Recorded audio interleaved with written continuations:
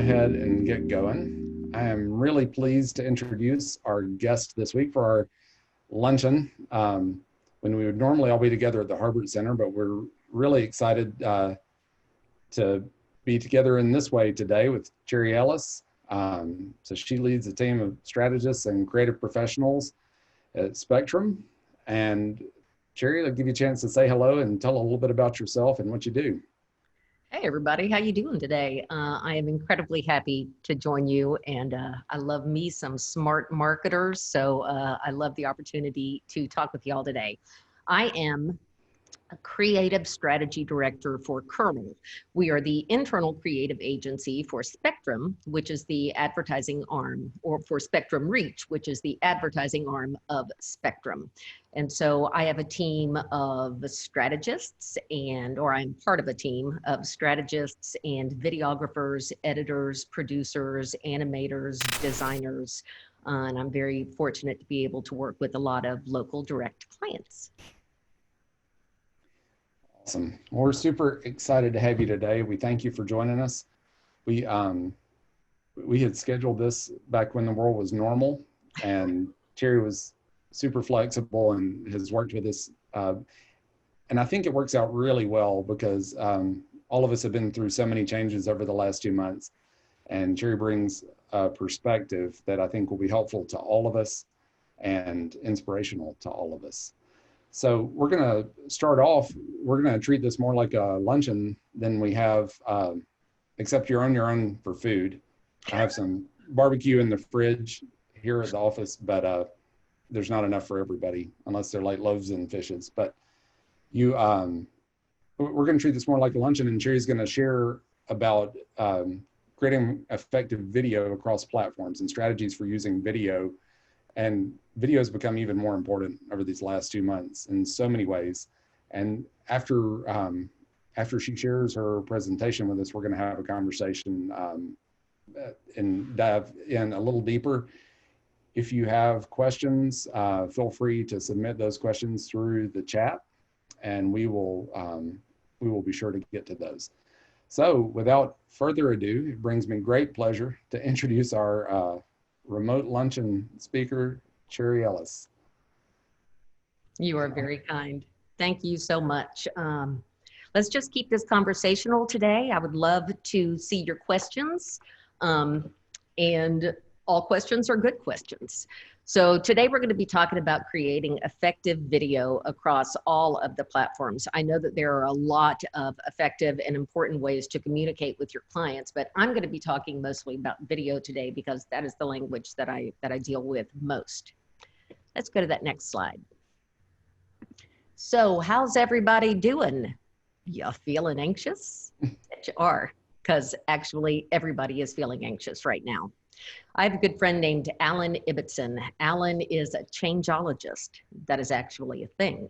And what he does for a living is he helps companies, large and small, sometimes huge companies, navigate transition. He helps roll out the strategy. He helps deal with the communication issues. He helps deal with the anxiety of people. And the way Alan describes how this atmosphere is different is that we're feeling anxious without a plan.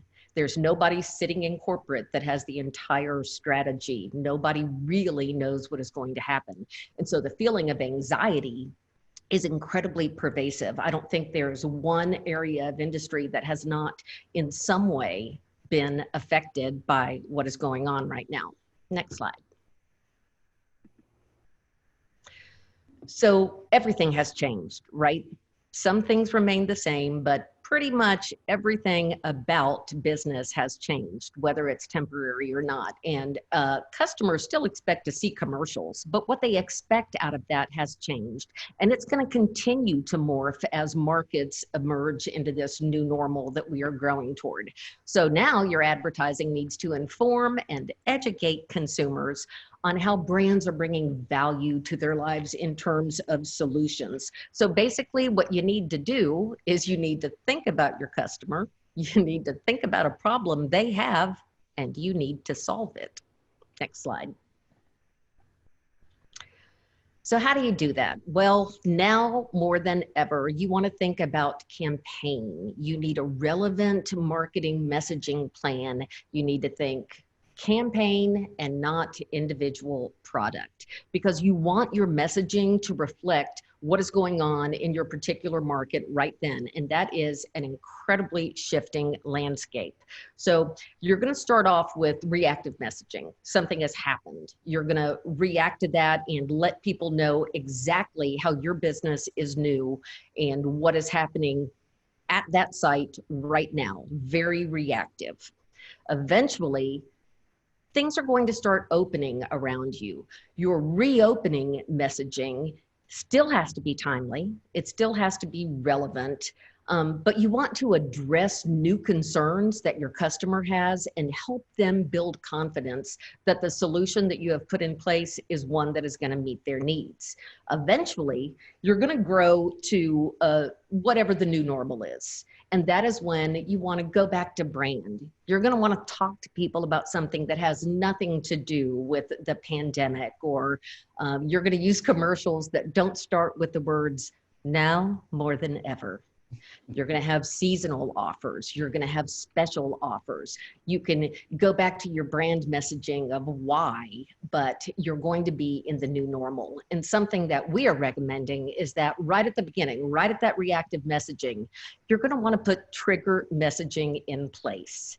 That is a spot that you have ready that hopefully will sit on the shelf and never need to be used. But if you need it, it's ready-made messaging that's going to talk to consumers where they are all the way back at the beginning of this process, where your customer is going to be frustrated and upset with what they're going to perceive as a setback. And so you want to drop back and have that messaging in place that hopefully you won't need to use. And so, how do you do that? Next slide. Video is a hugely important part of a messaging plan anytime, but right now. Like, you hear a lot about convergence. Before all of this happened, convergence was a word that you heard a lot about, all about how you can bring digital targeting to a linear plan, how your messaging and your metrics are so transparent now. So TV is everywhere, right? A screen is a screen is a screen, but it doesn't matter what screen you're looking at, whether it's your cell phone or your laptop or the big screen in your den. What you're watching on that screen is usually going to be video. And why is that? Next slide.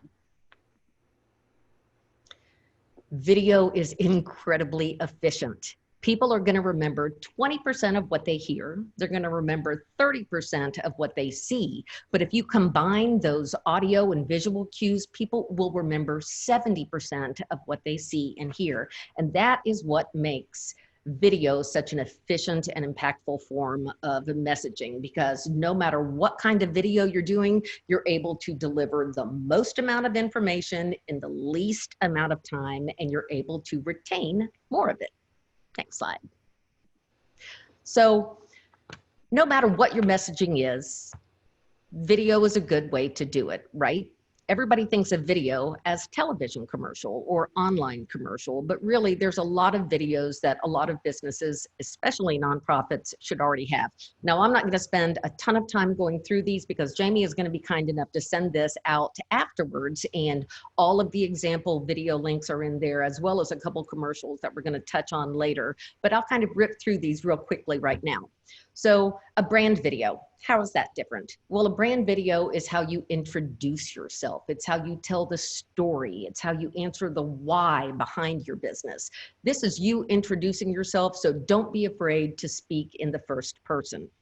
Another kind of video that you're probably going to have is a learner video, a how-to video. All of those recipe videos online are how-to videos. Learner videos have completely taken a written set of instructions and made it obsolete. Nobody's going to unfold that and look at a size 7 font when you can click on somebody's website and instantly see how their product works, how to set it up, and the benefits it brings to your life. A promo video, a promotional video, is usually something that you need that has a shorter shelf life. It's linked to a certain place in time. Promo videos are fantastic to drive people to an event or to encourage engagement in some kind of online contest. It is not played for a long period of time. It's a fantastic tool for a nonprofit fundraiser, and typically it does not have a lot of why behind the nonprofit that's going to be hosting the event. It's a lot of, look what a great party this is, where it's going to be, this is what it benefits, but look what a great party this is. Next kind of video is an expert video. Expert videos are great, and a lot of time people forget about them. And what an expert video is you backing all the way up and letting somebody else talk about you. You want to discuss industry issues. You want to bring other people's perspective to the table. And by backing all the way up, not talking about your business, but talking about the industry overall, you establish expertise in that way. Finally, internal video makes all the sense in the world. This is actually my favorite kind of video outside commercials, because if video delivers the most amount of information in the least amount of time, then how much sense does it make for like onboarding videos?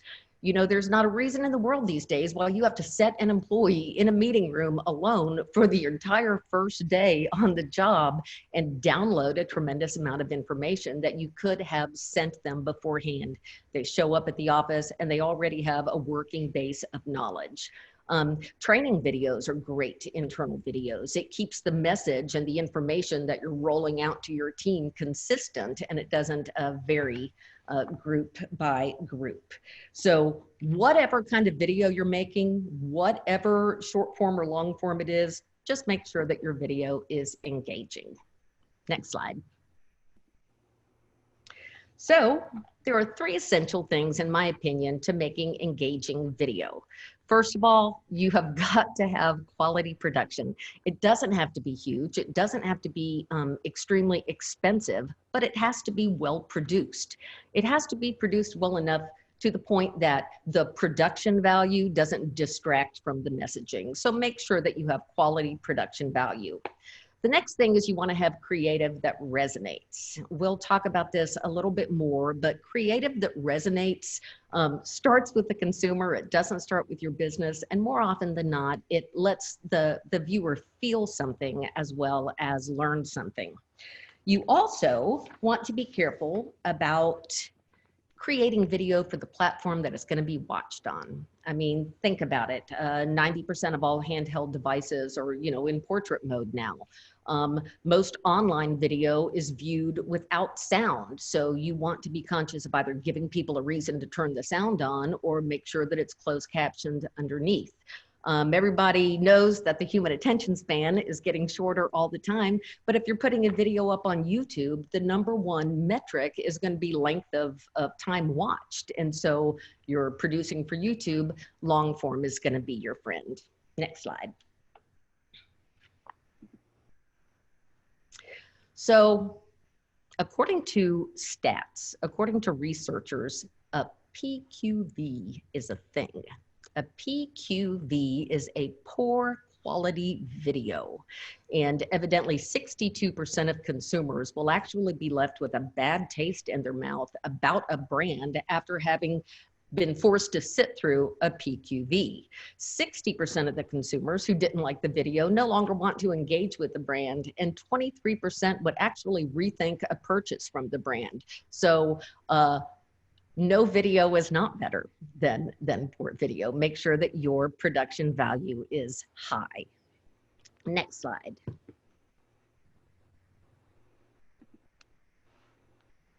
So I love this slide. This slide comes from Michelle Diedrich, and she has always said this, and I always wondered what it meant, and it makes so much sense. You need to tell the story your customer wants to hear, not the story you want to tell. Nobody turns to their husband when asked what they want for dinner and says, I feel like eating something from someplace family owned and operated. You know, it might be interesting to you that you started your Italian restaurant after an inspirational trip to Tuscany. Really, what I want to know is that you're open on Sunday. You start with who your customer is, what their goals are, what problems they have, what problems you want to solve for them. You overlay that with your brand, you find those intersections, you craft those messaging points, and then you get to get creative. Then you start thinking about the storyline and how you want to communicate that to people. So you tell the story your customer wants to hear, not the one you want to tell. Next slide. So ads don't last forever. I wish they did. It would make everybody's job easy, but they do not. So you want to be conscious of ad fatigue. So you will wear your spot out eventually, and it will wear out more quickly if it is a really heavy rotation. So the more often people see it, the quicker it's going to wear out. A good rule of thumb is that you need to refresh your creative every 12 weeks, whether you do a tweak in the creative or the audio or the graphics to make it appear new in the consumer side, make it cut through the clutter, or you completely switch creative. You can leave it on the shelf for about 12 weeks on average, and then you can pull it back out and put it in your rotation. So ad fatigue is a real thing. Interestingly enough, the more informational your video is, the faster it's going to wear out. So think about it. You watch the news, right? Well, you don't usually watch the news more than once, because once you've extrapolated that information that you want, there's not really a reason to hear it again. But how many times have you watched the one Joey bleached his teeth? You know, you'll watch a favorite story of yours over and over if it somehow resonates with you. Next slide. So this is my favorite thing to talk about. How to be creative. People are constantly told, just do something creative. Be creative. Oh, she's so creative. But what does that really mean? You know, we grow up our whole lives being told there's a left brain and a right brain, and you're praised for your math skills or you're praised for your painting. But really being creative is something that everybody can get better at. So I have two schools of thought on this that I'm going to share with you today. One of them is from Scott Barry Kaufman, a very, very smart man. He is the scientific director of the Imagination Institute at the Positive Psychology Center at University of Pennsylvania. Smart guy, right? Scott Barry Kaufman has 4 stages to the process of being creative. The 4 stages, I call the Asian stages, because that's how I can remember them. They are preparation, illumination, incubation, and verification. So what this means is preparation. To me, that front work on creative work is the most important thing you're going to do.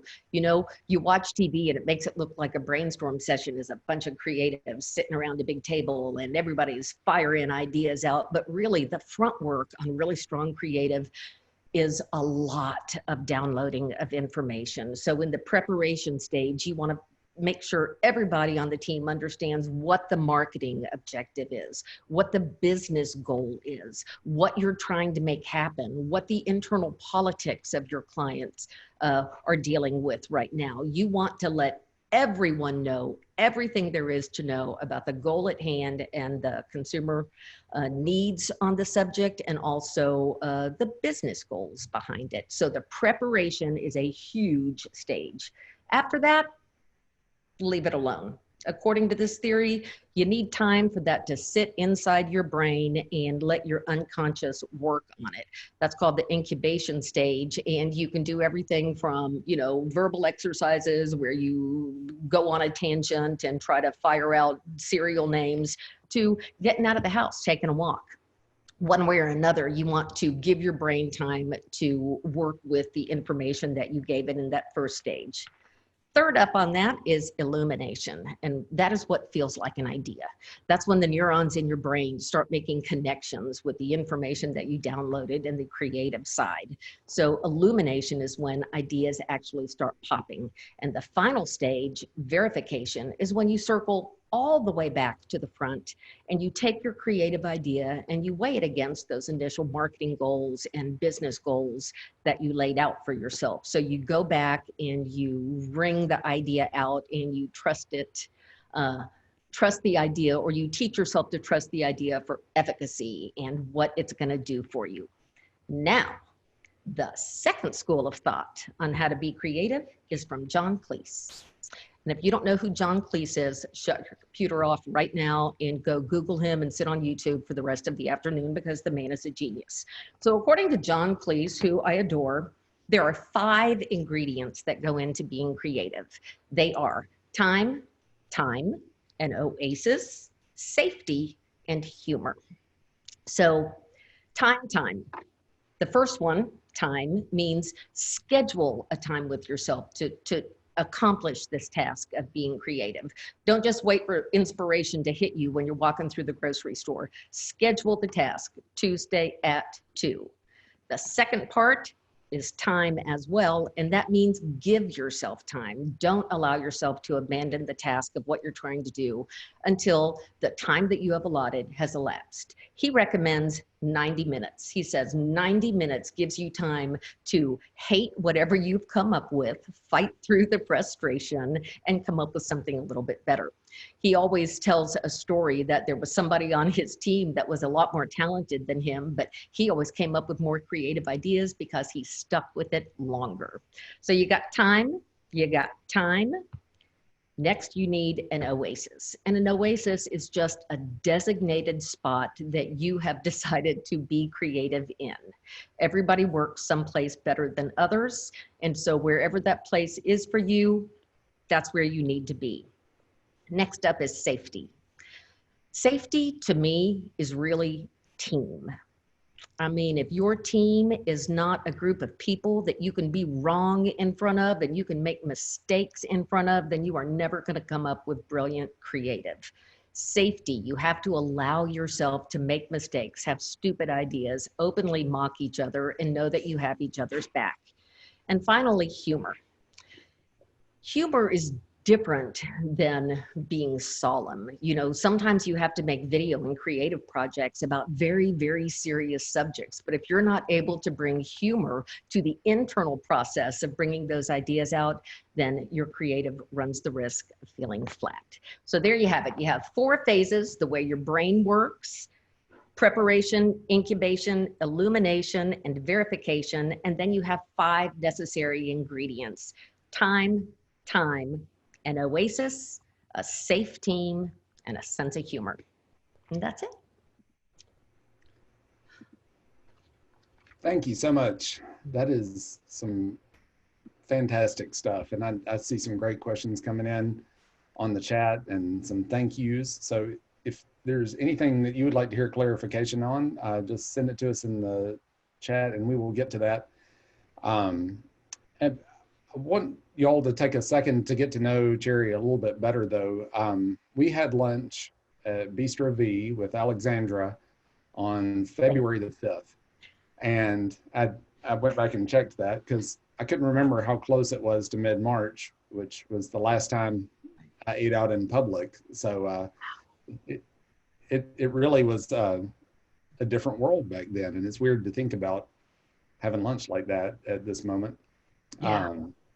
But so getting to be friends with Cherri has been a real treat this year.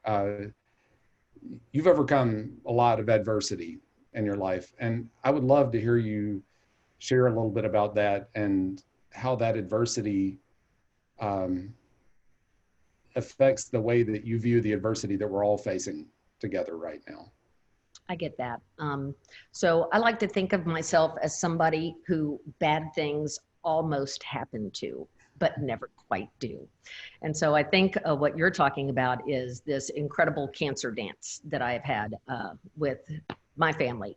Between my husband and I, we have had in 18 years, 5 malignant cancers. Some of them stage 4, several of them all of them malignant, and some of them, you know, we've been told to get our affairs in order. So anyone who's on the line with us who has kids, you know how you remember things in your life after you have a kid by how old your kid was when it happened? Well, the first time my husband was told to get his affairs in order, our daughter was 4 months old. My husband had non-Hodgkin's lymphoma. He had stage 4 colon cancer, 2 colon resections that metastasized to his liver. He had 2/3 of his liver removed. The guy never quit working the entire time, went through everything. So I was this professional caregiver. Then when my daughter was 18 years old, I trumped my husband by getting a form of breast cancer that was so rare that it's less than 1/2 of 1% of all breast cancer diagnoses. And so that is what ties this in, because when you are in front of a group of doctors and they Google what you have in front of you, that is not a good feeling. So it's such a rare cancer. It's like an orphan cancer. So really, they know that it doesn't react to any kind of chemotherapy or any kind of hormonal therapy, but other than that, there's just not enough cases for them to know anything else. And so working with that level of anxiety, and that's how I connect to this, it's a pervasive kind of anxiety where there's not some doctor who's going to say, and then this is going to happen, and then that's going to happen. It's a kind of cancer where if it doesn't travel on to another organ in the body, you know, so what? Nothing ever happens. But if it does, there's also not really anything you can do about it. So it's a different kind of anxiety. And that is what I think everybody is going through right now. The benefit of that, the benefit of us all being thrown into this bizarre shared experience is that it forces you to really maximize the present. And so that's what that trigger creative is all about. You plan for the future, but really it is so unknown that it anchors you into a really strong connection to the present. And it keeps you right there, right that red hot second with what is happening in your life every day. That was probably more information than you needed. No, that's, it's very moving to me. I mean, to hear how you face that experience and how do you manage just the uncertainty of how long you will be facing the adversity? Because I mean, we're a couple of months into this, and we, you know, it could be that 4 or 5 months from now, things are going to be on the road back to normal, or it could be a year from now and we're still living as we live today.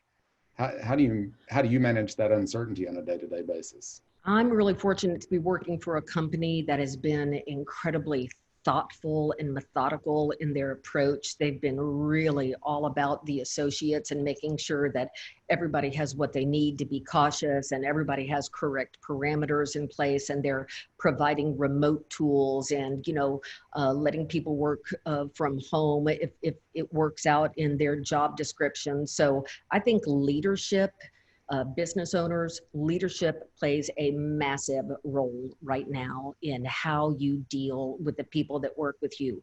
Your approach, hopefully, is going to be their approach. And so if you can keep those lines of communication open and everybody is swimming the same way toward the same side of the river, you're going to get through this okay. You know, just about everything in life is uncertain, right? We walk around with the illusion that we're in control of things, but for the most part, we really aren't. And so intent and honesty and clear communication is going to get us through all of this. Well, thank you. That is, yeah, one day at a time. That's right. I get lost when I start thinking about the next 180 days or the, you know, we have to plan for the future, but we got to dwell in the present. So thank you for sharing that. And I was curious to hear some thoughts on the, you talked about the creative process, and I love what you shared there. What, how does that play out for you guys when you're thinking about video or working on a project for a client? How do you guys manage the creative process? Well, I got to tell you, pandemics are great for the creative. You know, you yourself told me the other day, you've never been busier, right? I mean, if you are a creative professional right now, you are working your brains out. And creative is best when it has clear parameters, you know, and a painter can only paint to the edge of the frame, right? And so we're just given different parameters. There's fantastic creative going on right now. There's a Toyota spot that was shot completely with toy cars. I have a guy on my team in Kingsport, Tennessee, and he showed up to a brainstorm session for restaurant customers with 2 fully produced spots that he had done himself the night before, using his home as a set and his own family as talent. And they are amazing in production quality. I will make sure I link those to the presentation that you send out. So right now, I think there's amazing creative going on. People are working with a different set of parameters, but there's really good work happening. Well, I wonder if the fact that we're isolated is good for certain parts of the creative process. You mentioned that illumination phase, and I think that aligns with what John Cleese was talking about in the Oasis and safety. I've been reading a book that my coworkers are probably getting tired of me talking about, but this Sleep, Work, Repeat. It's the best book I've read in a long time. It's so good about productive, creative work environment, and how to get a lot done and get some sleep and get some exercise and all of those things that I have not done a great job of balancing over the last couple of months. So, but one of the points that Bruce Daisley makes in this book is that when you're in the idea phase, ideation, like that's a solitary endeavor, that if you do it with a big group of people, the political dynamics of the office and the power structures of the office prevent everybody from making their best contribution. Whereas if you come together for that preparation and parts of the incubation phase, and then send everybody out where to brainstorm and think on their own, where they're not under that power structure, right? You get better ideas coming back in. Have you all experienced that, or does that resonate? I 1000% completely agree. It takes longer to split up that process into 2 separate meetings, but the quality of the ideas that people come back in with, if you do that heavy preparation and give everybody more information than they, probably will end up using, what they bring back, it is fewer ideas, but it's better ideas. It's grounded work and it's usable work. I have really enjoyed that process. Yeah, that and then it's just up to a leader to create a safe space where everybody's voice can be heard. Mm-hmm. Yeah, that's really cool. I love what you shared about the creative process. And anytime somebody quotes John Cleese, they're going to be fine with me. So we have a great question from Julie talking about working with her team to produce videos in this current climate. So they purchased some equipment, some selfie lights, and some of the people she works with are doing a pretty good job, but they're not professional standards. Let's talk a little bit about the barriers to entry from starting with 0 videos to some videos. So maybe not getting an ad ready per se, but that initial barrier to entry with video and some strategies for getting over that.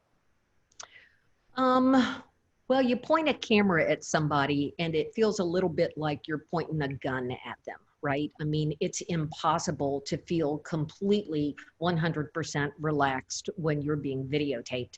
I actually think that these webinars are a great example of how fast people can get comfortable with being online. I work for a large company, and so to control the messaging going out, there was a particular process in place. It used to be a handful of webinars going on, a handful of people that were speaking on the company's behalf. Well, now there's webinars everywhere. Everything has turned into an online meeting. So I think the kind of video you need completely depends on how long it's going to be running, how important is it, who's going to be watching, how long is it going to be on the air, is it going to be on the air? You answer all those questions first, And then there's so many new technologies in place right now that are going to be your friend. There's all sorts of live streaming ways that you don't have to stare down the anxiety of going live in front of everybody right away. You can just record it, pull it into an edit suite, do some edit cuts on it, and then you can launch it. So you can take kind of a measured approach. You don't have to put on a ring light and go live in front of LinkedIn, you know, your first go round. Ease into it. You can even edit stuff on your phone now. I mean, the videos that come out of cell phones, you know, war correspondents use them. They're getting to be better quality all the time. Mm-hmm. Well, I think one of the strategies that Julie's office has used is them interviewing each other, which ties in with the informational videos that you mentioned, where they might not have the shelf life for a television spot, but they can be really informative and helpful, you know, along the way. And they feel really genuine too. When you're having a one-on-one conversation with somebody, a testimony is going to be most effective if it just smacks of realness. And so, you know, you don't need super, super high video quality to be able to be genuine and transparent. So I think they're terrific for that. Yeah. And we, doing this webinar series, all of you can be the judge on whether we were right about this or not, but we felt like as long as we didn't make it seem like it was overly, like heavily produced, that, you know, we are honest that, hey, we're putting these together on the fly on a weekly basis. And so Cherri, you and I talked in February, and then we talked for a half hour or so last week to make sure we were on the same page for today. We sent some questions and conversation starters back and forth, and then we joined a few minutes before everybody else did. But, you know, this is a conversation between two people, and we're not pretending otherwise. You know, we're not pretending that we spent weeks and weeks producing this webinar, and the feedback has been great. They've been very well received. I think where people get into trouble is when they pretend a video is something that it's not. So right, and it makes you all of a sudden you don't know what to do with your hands. Yeah, and like you feel like you can't walk in opposition. I mean, you are not being genuine. You're kind of sending in your representative, you know. Yes. Gestures. Yep. That's right, Jamie. Right. So as genuine as you can possibly be, I think is people can tell. You know, people hate the feeling of feeling nervous for someone. You know what I mean? Like you go to somebody's house for a dinner party, you don't want a nervous hostess. You know, you feel bad for her. And so a nervous presenter, I mean, just go ahead. If you make a mistake, everybody who's watching you has made mistakes before. You know, pick it up, go on. Everybody will be grateful. Yep. But I hope I haven't destroyed anyone's vision of this thing. You know, this is not a set. You know, these are actually the things behind me here. So anyway. Although watching people's background in video chats is my new favorite thing. I mean, I will find myself like watching the TV screen behind them, finding out who their news source is, getting judgy. Yeah, so that's gotten to be a new thing. And look how fast that happened. It's been what, 8 weeks? Oh, it's amazing. It's amazing. And yeah, that's how I communicate on team meetings, that I'm getting stressed out. I changed my background to a full bar with a whole bunch of bourbon bottles behind me, and that's my way of saying this meeting is starting to stress me out. But the virtual bar, everyone's good friend. Yes. Yeah, it's become like another form of facial expressions and that kind of thing. Yeah. So, so talking more about those barriers to entry with video and going from 0 to something, how has that changed over the last few months? You know, what it takes to get into video and just video production in general. How have you seen things change? Well, I think the biggest, most obvious change is going to be on the footage acquisition front, because, you know, when you're doing really nice production, you're used to having a crew. You're used to having people, amazing lighting setups, you know, fantastic audio checks. And so that section of production, I think, has changed the most rapidly when you can't have more than 10 people in a room. Plus, it's such a sliding landscape. You know, one set of rules is not the rules for literally 2 days after that. So I think on the videography side, I have seen most of the change. Editors, some of my favorite people in the world are editors. They all have rich internal lives, and they are able to do what they do from home, provided they have every piece of equipment in their edit suite with them. And so a lot of the editors I know were the first people to be going back into the office all the time, because that is where, that's their oasis, that's their space. So the footage acquisition, having to go out, having to wear a mask, having to not put more than one person in a production vehicle, or maybe hand the talent the lavalier mic and have them, you know, run their own line through themselves. Behavior is pretty hard to change. You know, you have all these parameters in your head and you have all of these safety ideas and all of these rules, but it's really hard to keep them front of mind when you're out in the field and you're doing what you do every day. And so you just have to drop back, be cautious, stick to the plan, make sure you present all of the options to your client in terms of, you know, does this have to be shot? Can you re-edit existing creative? Can you do something animated? Can you change graphics? You know, you with a longtime client will have a lot of material that you can work with. So like I keep saying, open communication, be cautious, be safe, present all of the options, and then get it done. Yeah. Thank you for sharing that. I'd love to hear more about trigger messaging. You mentioned those strategies as you're working from reactive messaging to reopen messaging, and then the new normal whenever we arrive there. And I'd love to hear a little more about trigger messaging. So trigger messaging might help the business owner, your client, more than it helps the people who are going to watch the spot. You know, you don't know what is going to happen, but you do want to be absolutely as prepared as possible for whatever the next surprise is.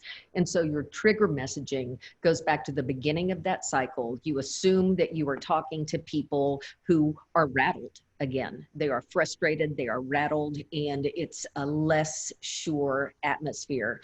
And so having trigger messaging in place that speaks to that respectfully in terms of tone. And, you know, you will have seen a lot lighter hearted spots as, you know, markets emerge and rebuild and things open. People will go back to different messaging and they'll incorporate more humor.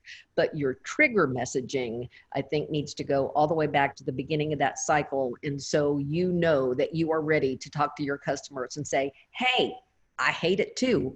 I've got this. This is what we're going to drop back and do. We're going to go back to curbside delivery. You know, we're going to go back to this. It's factual.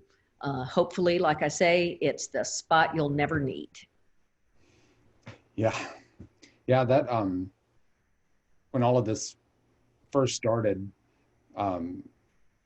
we spent a whole weekend sending every customer a personal email. Here's where we are. We're still going. Here's what we see for you. So we tried to make a few recommendations for that particular business based on their situation. But that was an email. We had no video at all, and no, you know, just no other way to communicate other than sending an email. It would be nice if we circle back around at some point and need that trigger messaging when there's a relapse to have different assets to draw on. That would have saved me a good portion of a weekend, I think. It's good for peace of mind, I think. Hopefully, like I say, it'll never be put in play, but, you know, why not have a plan in case we slip back a little bit? Yes. Well, let's talk a little bit about telling the story that your customers want to hear and not the one that you want to tell, because Oh, yeah. So Such a powerful. I equate that to being on a really bad first date, you know? So you want to go on a first date, you meet somebody, do you want that person sitting across the table from you to talk incessantly about themselves?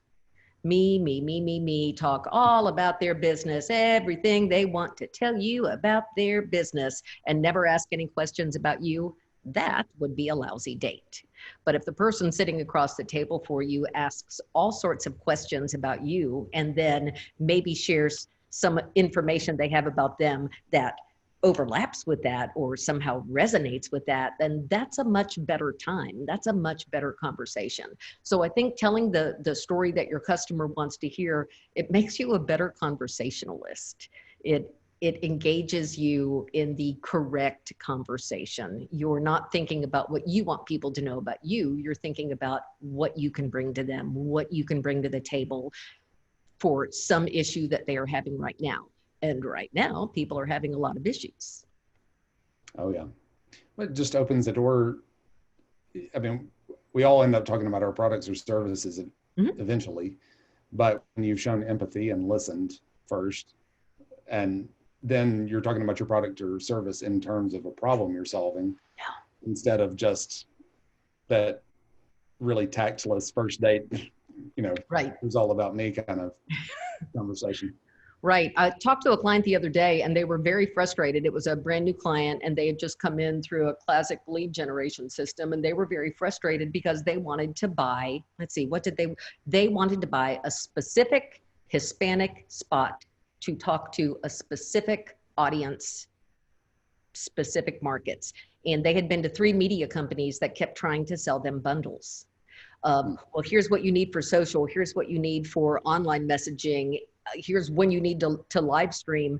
Well, not every product that you sell is going to be right for the person that you're talking to. And so you can't just regurgitate all of your capabilities because they don't care. They don't want to know about what you sell that doesn't, that they're not in the market for.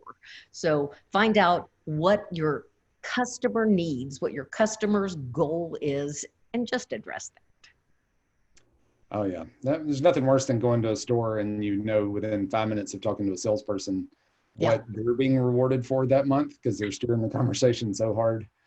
Yeah, it's the classic makeover when you go in and you want to get a tube of mascara before you're leaving with full-on glamour shot makeup and you have a bag full of products that you didn't know you needed. Sometimes it's okay to buy a thing of mascara. I'm really regretting that we didn't promote this webinar based on the dating advice. I mean, you're delivering value from start to finish here. So funny. Bad advice from a woman who's been married since the beginning of time. So yeah, this is good stuff. So we have video advice, we have advice for navigating a crisis, and now dating advice. You want a chicken recipe? Like what all can we hit while we're here talking today? I'll tell you what, just hit us up in the chat if there are any other major life issues that you would like us to cover. Right.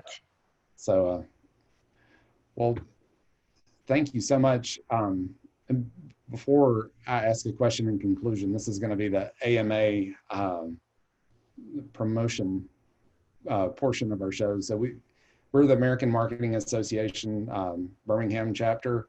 So we serve the marketing community here, and we really, we hope that these webinars have been helpful to you.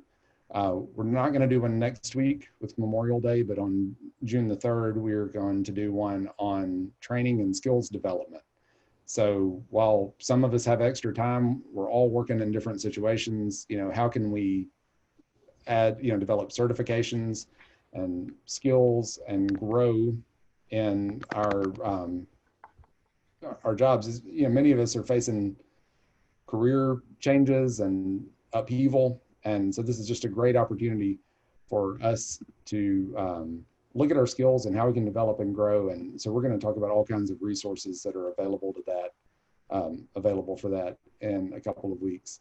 And we have Chris Bartone, who works at AMA National in Chicago, and he is going to join us to run through he's an expert at helping pull in resources, whether it's from LinkedIn Learning or all these other training platforms that are out there. He's an expert at pulling those in for the benefit of AMA members. And so he's going to run through a lot of that with us. So we'd love to have you, Ben.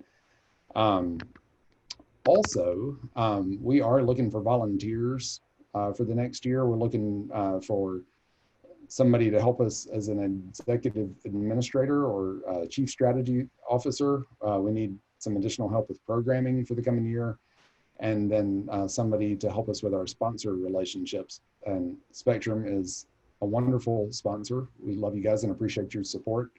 And we need volunteers to help us with that. I can tell you firsthand that I got a lot of benefit from coming to AMA luncheons and as a member, but it was when I volunteered that I really started seeing the value of membership and started building relationships and meeting people. And so I would encourage you to get involved for networking purposes, for personal purposes, meeting new people in the industry and for your growth.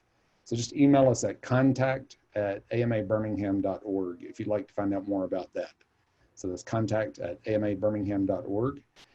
And membership, an annual membership, is only $149. And Bargain. What a bargain. So we've had a lot of folks join after these webinars, and that has meant a great deal to us. That helps us see that we're adding a little bit of value in this crazy situation. So thank you for that. Thank you for your interest. Well, in conclusion, as we wrap up our luncheon and put our plates away, what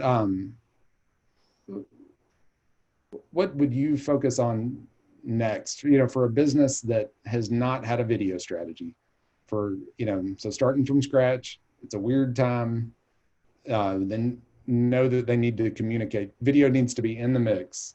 Yeah. For their communication strategy. What's a good first step for somebody to get started?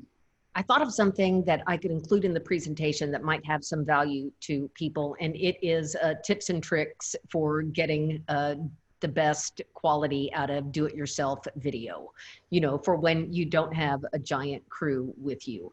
And some of them are simple, but they all make such a difference. Like, lifting the camera up to eye level, finding the light and facing it, audio issues. It's about 60 seconds long, and I'll include that link because there are some good hints in there. If you've ever taken a picture of yourself from a phone that's sitting in your lap, you will understand the importance of camera angle.